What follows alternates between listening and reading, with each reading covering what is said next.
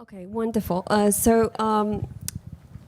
Let's start with you explaining us about the innovative concept of your farms. How is it different from the traditional agriculture process, and what type of benefits it offers for the consumer and for the environment? You once mentioned to me that your food is better than organic, so I wonder how's that possible, and can you explain us how you were able to achieve that? All right. Well, thank you very much for inviting me. I mean, I'm really proud to be part of Krakow startup community here. I came here actually from Warsaw. I spent my first year in Poland in Warsaw, and then we set up our first farm in Krakow because we got some support here from some local people, and some of them are actually here that supported us from day one.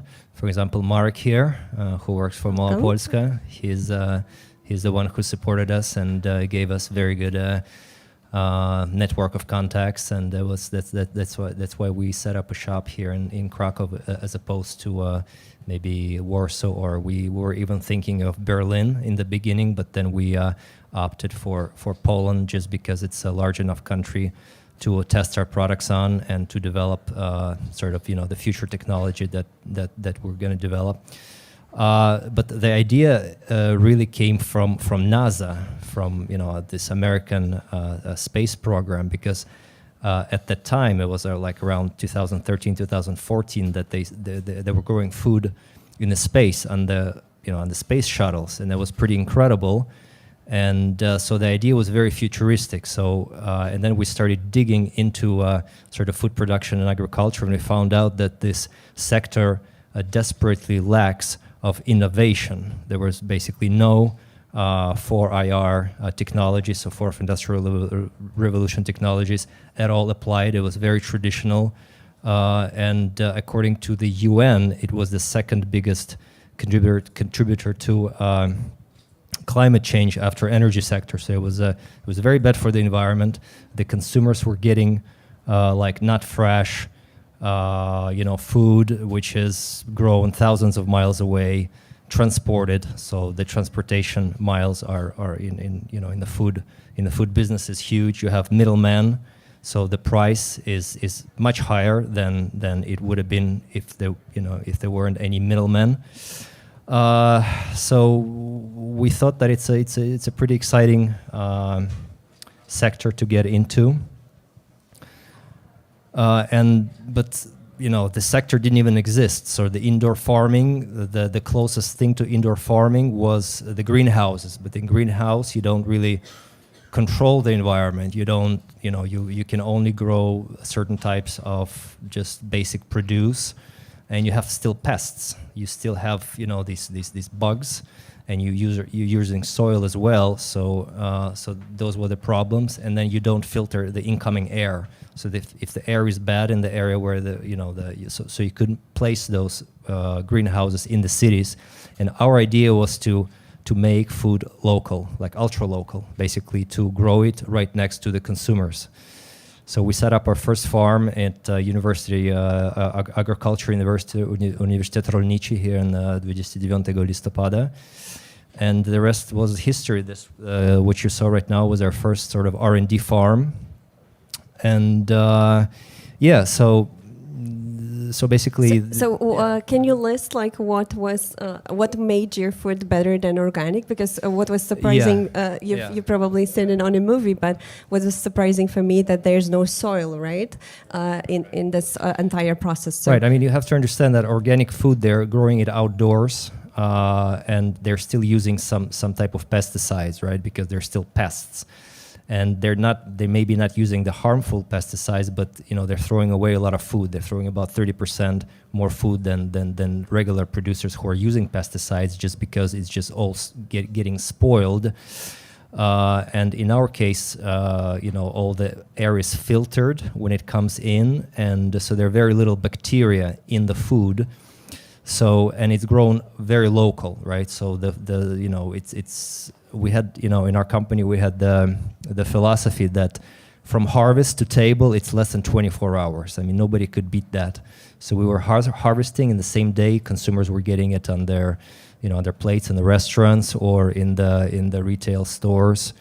So in a way, you first of all, you didn't rely on the labels because if the organic food has a label, you don't know what stands behind the label. What are how are they growing it? Where are they growing it? They might still be growing it in Chile and transporting it all the way to Poland over thousands of miles. Is that organic? I mean, does that benefit the society and the environment? Not really. We wanted to change all of that, right? So how innovative that was in comparison to the entire Polish market and maybe even European market. Well, at the time, this the indoor vertical farming only existed in the U.S. and in Asia, and there was only one urban farm like that in London. It's called London Growing Underground. And so we were really pioneers that, and we didn't even know if these products will catch on with the market or not. But the idea was very sort of futuristic and innovative, and that's why we got this grant from NCBR to develop our technology, because the company really started with a development project for the controlled environment agriculture for the technology, and then it sort of grew up into farming. Okay, so if that was such a pioneering project, then I'm sure you faced a lot of challenges. Can you name the most key ones during the development process? Oh, I got a whole list, guys. Oh my! Well, the first challenge was a disbelief. When we came here, even at the agricultural university, they told us, "Don't bother, just don't bother. Just buy it from Israel and sell it in Poland, make you 30%." And you'll be good, And we said, no, we want to change things. We want to make the world better. Somebody here from the university? How come? How could you? Yeah, right. I mean, and so I mean, it was a genuine disbelief that we could do it, And when we got this grant from NCBR, Szybka Ścieżka, we didn't have a farm, we didn't have any products. We just had a solid vision that local, indoor-based, technology-based agriculture could change our food systems for the better, right? So first one was this disbelief. Then there was no technology, there was no information, about this. We had to basically invent all the processes and everything ourselves. So all the hardware, all the software, did it ourselves, and we through trial and error, constant trial and error. And then the lockdown happened in 2020 and 21 were the tough years, and overnight we lost like 95% of the revenue, and we almost went bankrupt during that time because we were mostly selling to the restaurants. It was still our R&D phase, and we were selling it to the restaurants, our products, because we needed to get the feedback on the product quality, and we continuously ran these tests to improve. The shelf life, the taste, sometimes it was too spicy, sometimes it was not enough spicy, the color, the texture.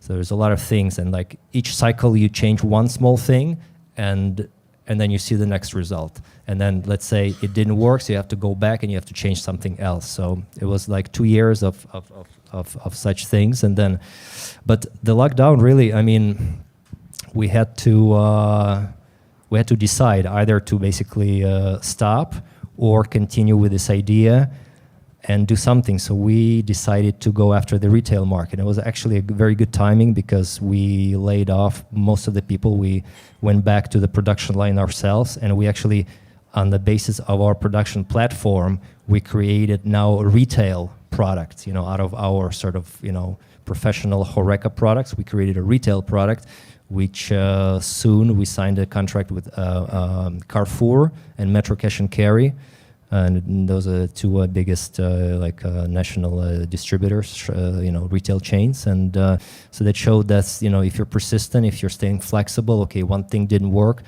then you're trying another thing. In our case, our sort of approach and production platform was flexible enough to accommodate another product. So professional service product and then retail product. What else? We missed an early funding opportunity because we had me and my business partner, to be frank, we had a different vision for this startup. My business partner wanted to continue bootstrapping, and I wanted to raise because I knew that, I'm not going to stay in this project forever. It's a business project. It has a start and a finish. And I wanted to raise an early round. And, having a financial background, I had a network of sort of investors, family offices, and the institutional investors who were ready to commit some money to this sector because it was innovative.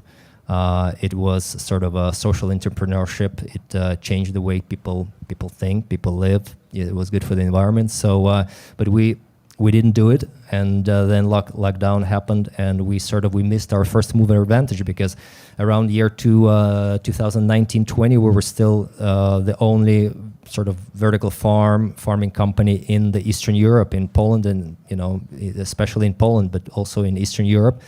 And we had this first mover advantage, which we sort of lost during those 2 years of lockdown. Although we went on to the new markets, we found the retail market. We lost this first mover advantage, and it was hard to catch up afterwards. Although we raised a bigger round in 2021 with a valuation which was much higher, but that's another story.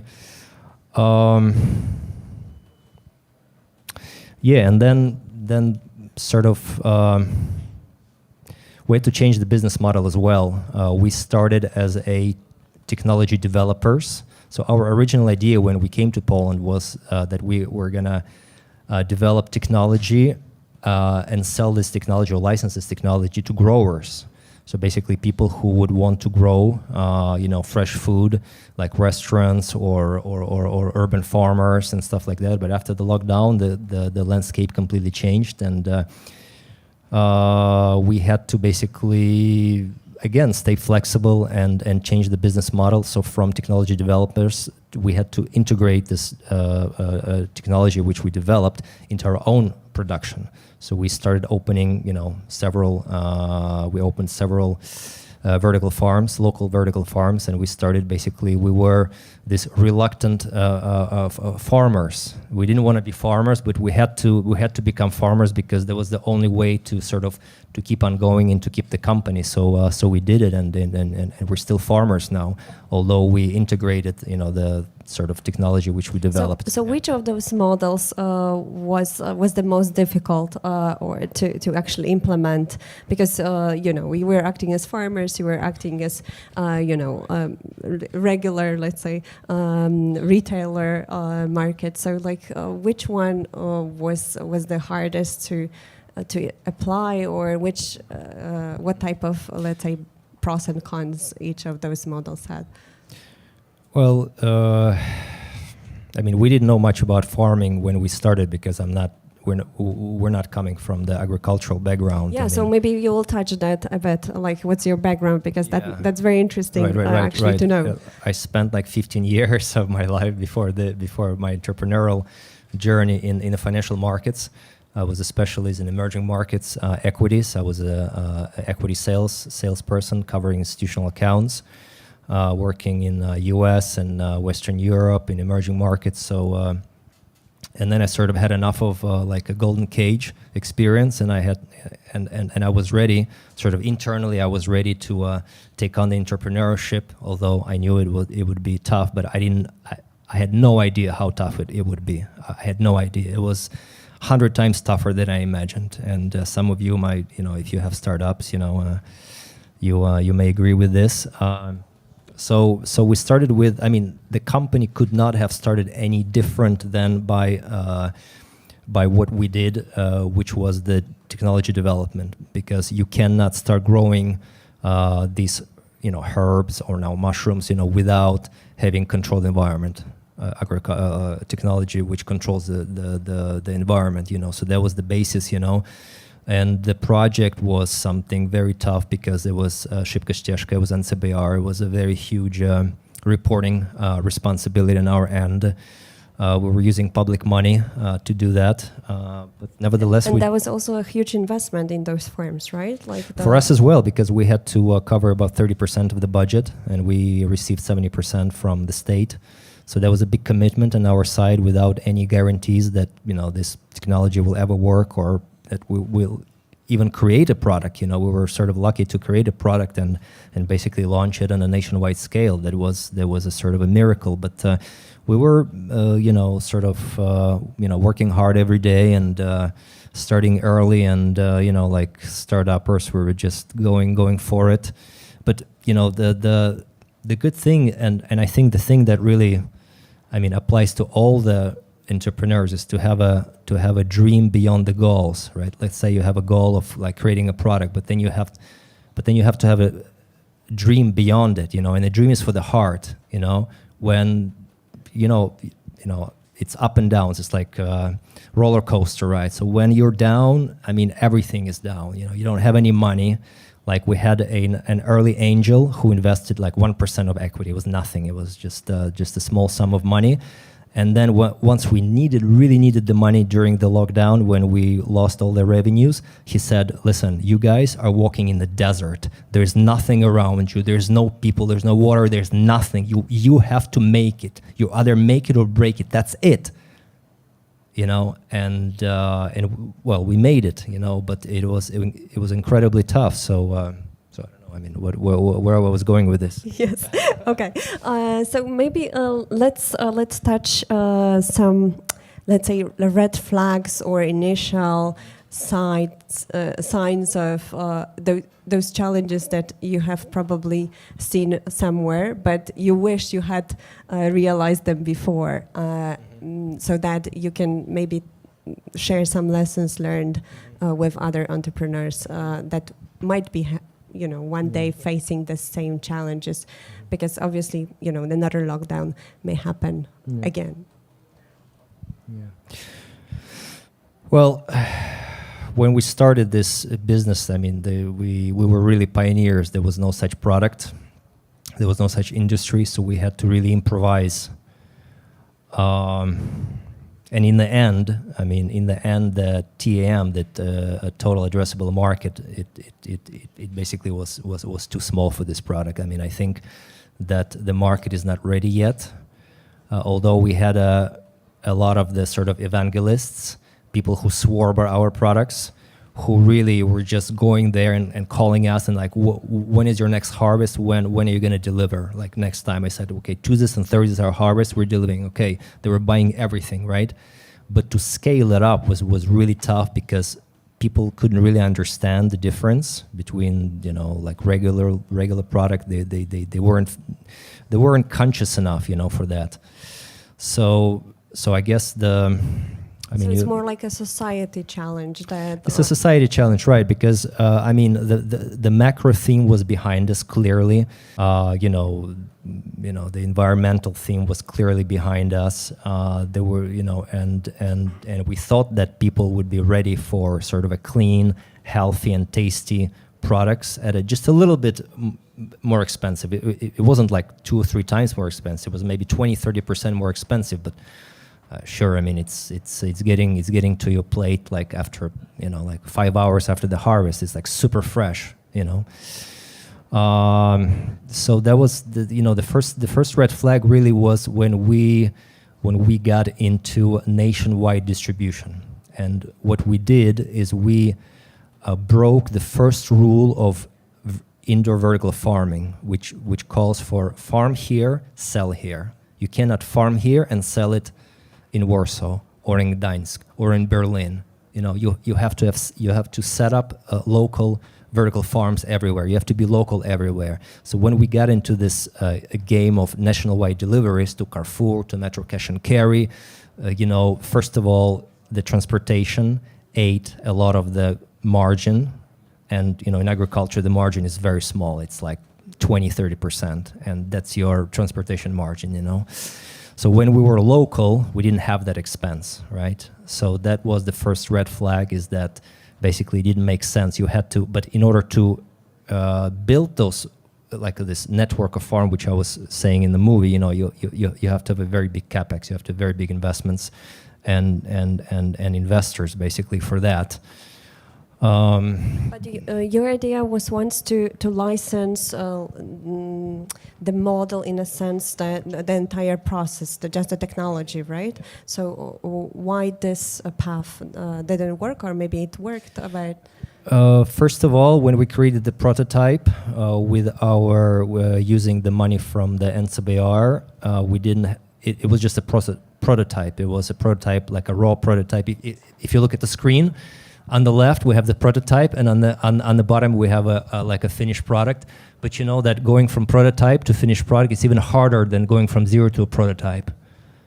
It's even harder, and you need a lot more money to sort of optimize the prototype and build it into and then have a support and everything. So, and then we finished with our prototype in 2019. We built a big farm, and then in 2020 lockdown happened, so we didn't have any funds, any workers. We were basically back at zero, so we couldn't continue the project of transforming this prototype into the consumer product. So we were sort of forced to get into the farming side, and after that the landscape was different. People were no longer interested in sort of running those small farms everywhere. They wanted to have just delivered, fresh herbs delivered to their premises or to their homes and stuff like that. So the model changed dramatically before the COVID and after the COVID. So that's why we had to, but we adapted, and we basically, what we did, we integrated. Instead of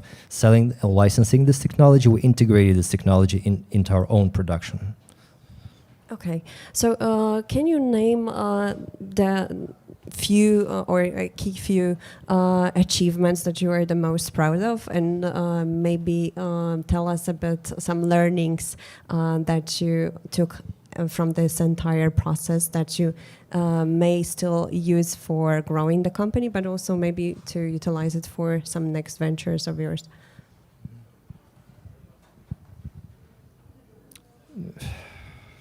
Well, I mean, pretty much everything I went through was like, first time, and we had to learn as we went along. I mean, I think the biggest lesson is that you have to provide a lot of certainty to your stakeholders, so to employees, clients, investors, and partners, suppliers, in the face of a highly uncertain business environment. You don't know what's going to happen tomorrow. Maybe a lockdown, maybe a big, competition comes from abroad, and kills your business. But you still have your staff, you still have your rent, you still have your utility bills, which you have to absolutely cover.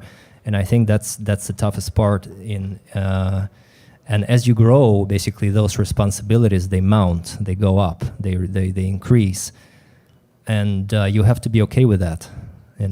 I think that's the biggest challenge. It's a sort of like an internal readiness to take on this uncertainty and provide certainty. It's like you're trading, uncertainty for certainty. So and then basically, I mean, I think the biggest, you have to check the market. You have to, I think you have to start small and test the waters, and see if the market is big enough. In our case, we thought that the market is big enough because, I mean, everybody's eating salad, everybody's eating greens, everybody's eating mushrooms. But then actually to make it happen, it's a whole different story, because, just to open one account, just to start delivering to Carrefour, it took us 2 years, guys. 2 years. In 2 years, things changed dramatically on every respect. That's the beauty of working with some large players, right? And so 2 years for Carrefour, 1 year for it's you have to be realistic about your expectations. But I mean, luckily for us, we didn't have any expectations, because we were sort of pioneers in the space, and we did what we could, and we got some rewards along the way. And I think that my personal journey is what I value the most from this, and what I can take with me to the next venture for sure. Thank you, Michael. I think we have covered a lot, so I'd love to give the floor to the audience. Do you want to share public, any final thought with the audience before we start? The final thought would be: I was at this. A friend of mine. He's one of the top venture capitalists in Poland, Tomek Szwyboda. Maybe some of you know from Innova Ventures in Warsaw, and I attended one of his sort of workshops on how to create a unicorn in Poland. And basically, I loved one of his slides, and maybe we can show it. It's the last slide in this presentation. Yeah, that's it. I think that's the biggest one, guys. I mean, although we created the best product, we had the top-notch, quality, the best in Poland, the best in Europe, and we thought that we're covering the needs of the clients as well, because we thought that who wouldn't want to eat fresh food, The size of the market determines it all, right? So check your size of the market, guys. I mean, if you can scale up your product, I think that's the biggest thing in order to do a scale up. Okay, wonderful. Thank you, Michael, so much.